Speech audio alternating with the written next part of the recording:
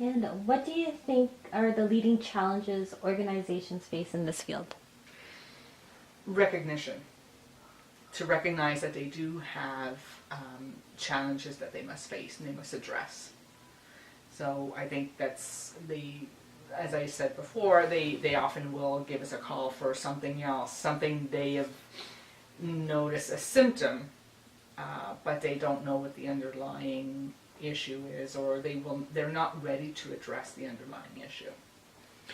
Or alternatively, in some cases, and this is going to sound provocative, I think there tends to be a lot of pointing fingers. Mm-hmm. So the assumption is if there are individuals or teams that aren't transforming or aren't adopting the new technology or aren't adopting the new strategy, they must be resistors.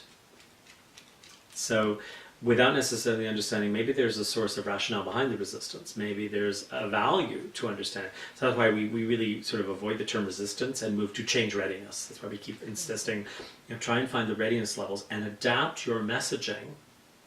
So rather than one size fits all, you adapt the messaging to the level of readiness that your individuals are at. Do they need more information? That's usually not the problem. It's not usually a lack of information. Do they need more of how to translate it to what I do in the day-to-day that I do it? More simulated activities, breakout activities that give them case examples, communication that's two-way, not one-way. There's a lot of communication that tends to be unilateral. It's information dumping, but it's not, did you understand what we sent you? An email, by the way, is not a communication tool. It's an information tool. It's an information tool. So if there's been validation, do you understand what it meant? Do you understand what it... So that's why we look a lot at communication strategy, not tactics. And get to the understanding of why they are not ready for the change. I think that is the key, is to really understand the reason. Is it because they're not informed of how they should do things on a daily basis? Or is it more of an emotional readiness to let go of the old way of doing things?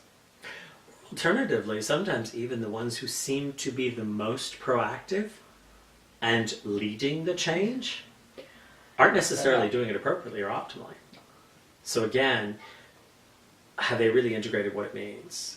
How does this transformation impact them? How does this strategic redirection impact them? I mean, I love your example of teachers, and I think we do this better with children or youth. Mm-hmm. We do validate where they're not all the same. We validate where they're going to be, what they need to be, what support they need. With adults, we just assume all I need to do is give them a DVD or a USB key, and they'll just immediately switch. They're no different. They need to understand where the implications are for them and their output, and why it'll help them be more successful. And give them value in the organization.